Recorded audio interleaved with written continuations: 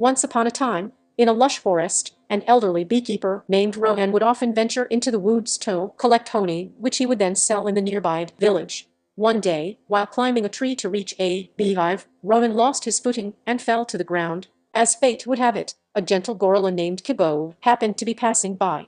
Seeing Rohan's lifeless body, Kibo rushed to his side and carefully lifted him into his arms. He took Rohan to the safety of his cave where he gently laid him down and began to tend to his wounds. And after a while, the old man slowly began to regain consciousness.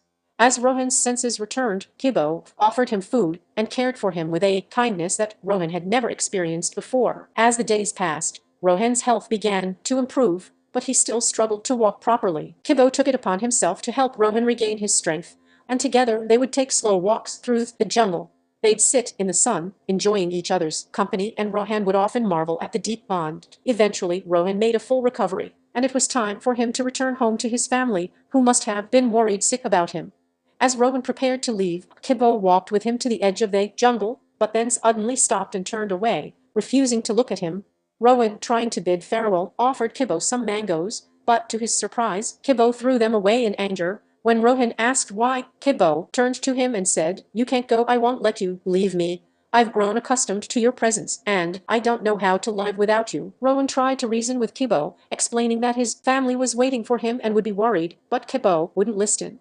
Instead, Kibo shared a painful memory from his past, revealing that his own family had left him because he had taken Rohan in. "My wife said I was foolish to care for a human," Kibo said. "I've grown attached to you, and I don't want to lose you too." Rohan's heart went out to Kibo, and he realized that their bond was deeper than he had thought. However, he knew he couldn't stay in the jungle forever. Kibo, sensing Rohan's resolve, became agitated and raised his massive hands as if to attack him. But in that moment, they had formed. He lowered his hands, looked at Rohan with tears in his eyes and said, "Forgive me, my friend. I don't know what's wrong with me."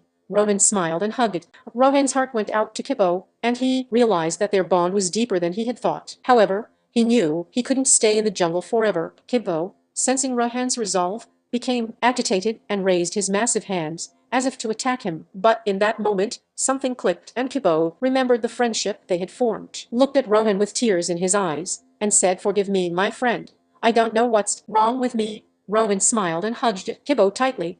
"I have to go, my friend," he said, "but I'll never forget you.